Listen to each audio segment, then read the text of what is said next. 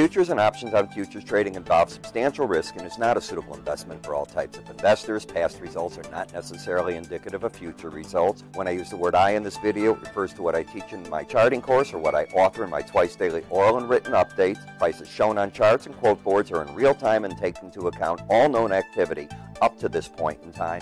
And if you'd like to read more of this disclaimer, simply hit the pause key on your video player. Good afternoon, all. Ira Epstein of Linn & Associates with your metals market update, and this is for Monday, the 24th of September, 2018, and we're just after 4:30 p.m. Central Daylight Time. So it's more spinning of the wheels, if you will, in the gold market. Just spin, spin, spin, really not going anywhere. Friday's action deflated, just like a balloon. You hit it, you punctured the market. You got up to the 1215.80 level, fell down into the 1196 zone, and you're back up from that, sitting here now around 1204. Dollar not doing much as we have all the United Nations members in town right now. The president made an announcement with South Korea. It's going to increase the amount of auto exports we can send there. And while you hear that politically good, keep in the back of your mind, no U.S. manufacturer hit the quota amount that Korea was accepting already. Got that? And now we've doubled that amount. So a lot of this is politics, but that's okay. There are still deals being done and side deals. Japan's next up.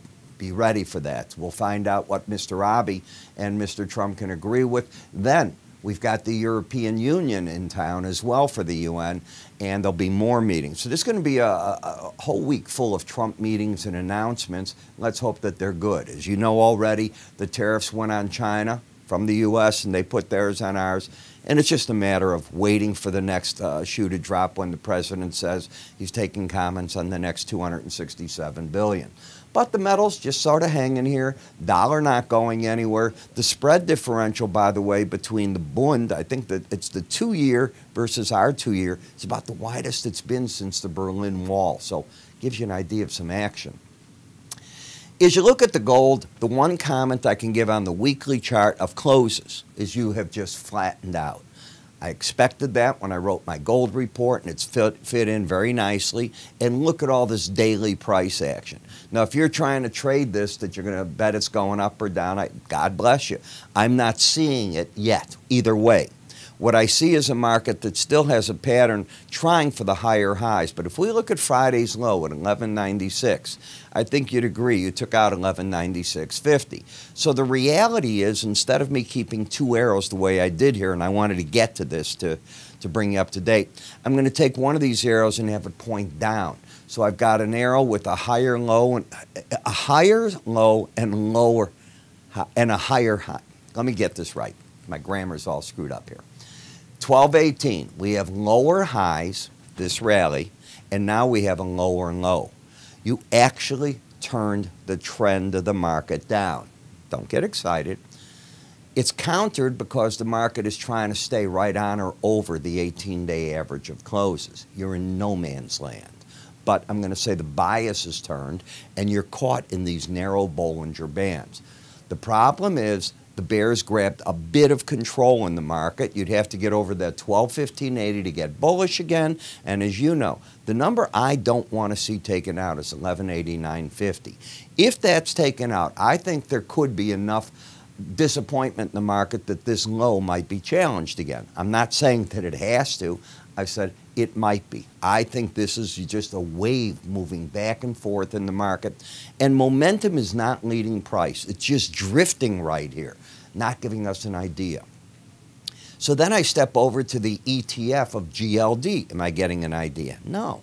I got a lower low, and here you can see I've got it marked the way that I want you to see it, the higher high.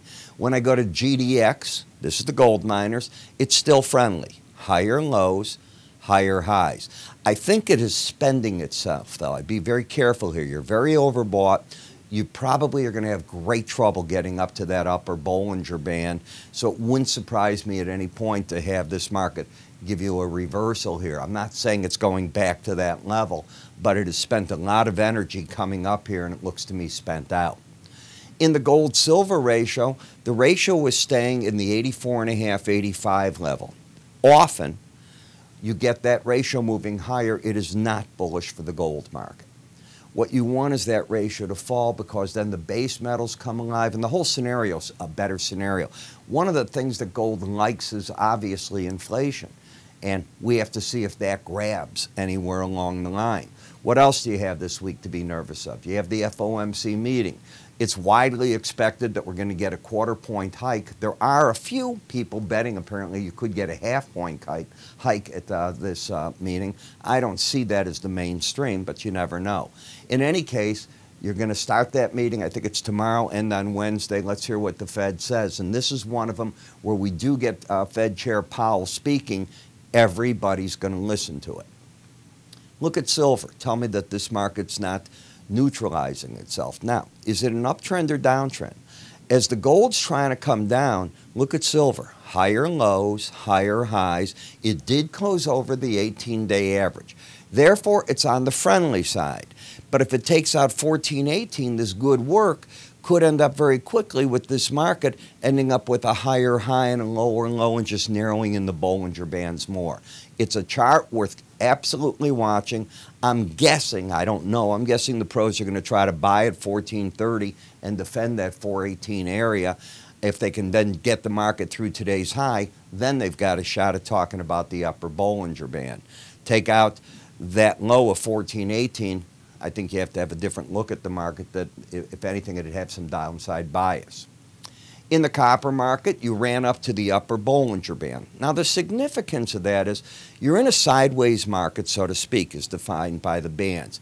If you get there, which you made a run for it, as you know, on Thursday, that number was 277.88. We got to 270.800, so we went up to that number.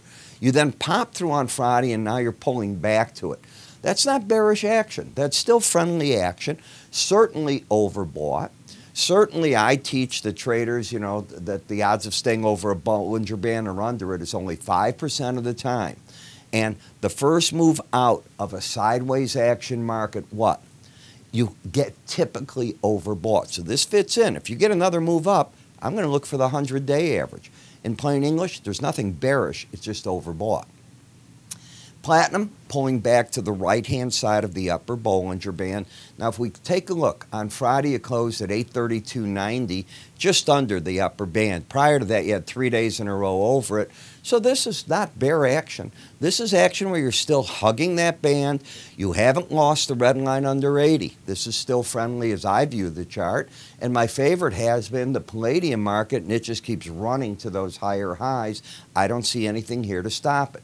When the red lines get under the upper under 80 from the upper Bollinger Band part, then I'll make a decision. So the slow stochastics would back away, and then you'd back away from those.